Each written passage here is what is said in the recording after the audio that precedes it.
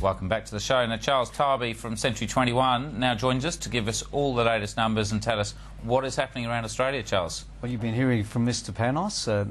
Tom's very positive, but he's not over the top, though. Well, no, he's not. You hear about Sydney from Tom, and you hear about Melbourne from Arthur. I don't know what's going on, but the Greeks seem to be controlling... There are some other places around Australia, are there? Yes, there are, and they need to start talking That's why we've got you. You can tell where their favourites are. The auction clearance rates, as Tom was talking about, saying, you know, they're certainly up there. The bidding isn't furious. And we mentioned it last week. We talked about the fact that we want it to stay stable. But across the country, when you take in the three major capital cities, we're sitting at 63%, which is, again, much higher than we were this time last year, probably 10 points higher than this time last year, so that's pretty good. And I think that the performing capital cities, as you go through them, are Sydney. Sydney hit 71.1% last week. When you look at that, that's very consistent all the way through. Not over the top, they're still very good figures. Melbourne hit 66.5. Now, Melbourne's been in the 60s now and broke through 70 a couple of times there in that period of time. So it's very, very strong and very steady, and that's the way that we like it. That's exactly how you want it. Yes, that's exactly how we want it, that way. Because I think you were saying last week then the peak's around 80% odd or something like that, so yeah, 70 is still a pretty good number. Look, it was starting to get a little bit crazy. People were getting a bit scared out there about missing out, and I think that the most important thing is that there isn't a lot of stock on the market, which we'll talk about in a moment, but the reality is that the buyers are starting to recognise it's time to buy, but they've still got a little bit of opportunity, not in some of the hot areas. You know, you talk about Chippendale or those areas.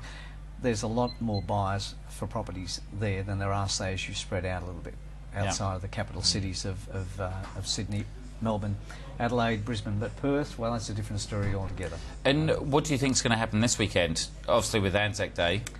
I don't think it really means a great deal. I've always found that when buyers are wanting to buy, they will be there. And I know that some days you just don't have your auctions on, but it's not quite an Anzac long weekend really. That happened yesterday, and I think that people are adjusting to the fact that we're back into a weekend. If you're really buying, you're going to stick around for a property that's up for auction. I had no idea what day it was today. Yeah, I didn't either. Almost forgotten. I thought I wasn't coming in tonight. Same here. So there you go. Lucky we turned up. Yeah, real lucky. Lucky. What's happening? Lucky for who? So what kind of property is coming on the market? Are the numbers still there? No, 0.19% increase over this time last week, so it's not a lot, but a 0.7% increase over this time last year. So we still have that issue of low stock, but you know, there's a lot more activity now.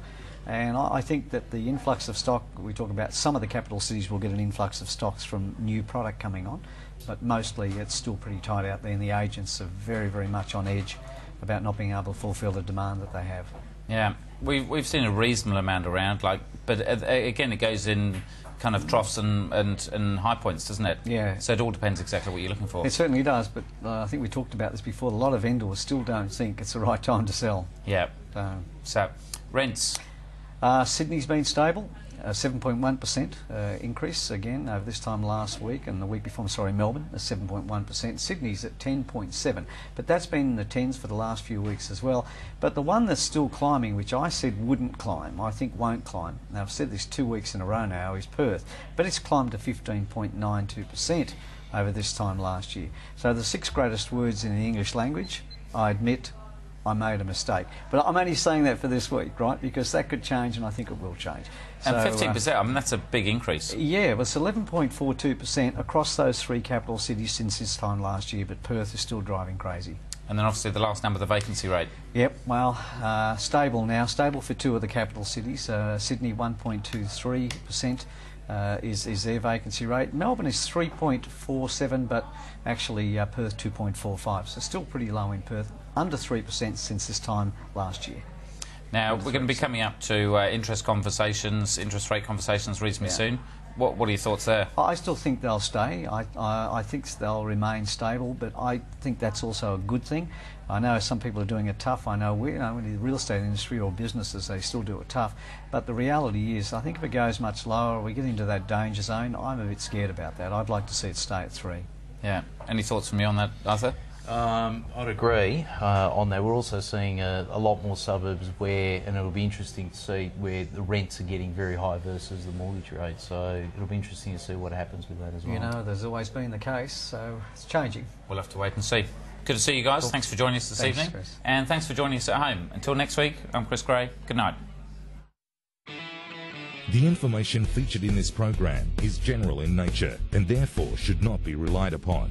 Guests appearing on the program may have commercial arrangements with some of the companies mentioned. Before making any investment, insurance or financial planning decisions, you should consult a licensed professional who can advise whether your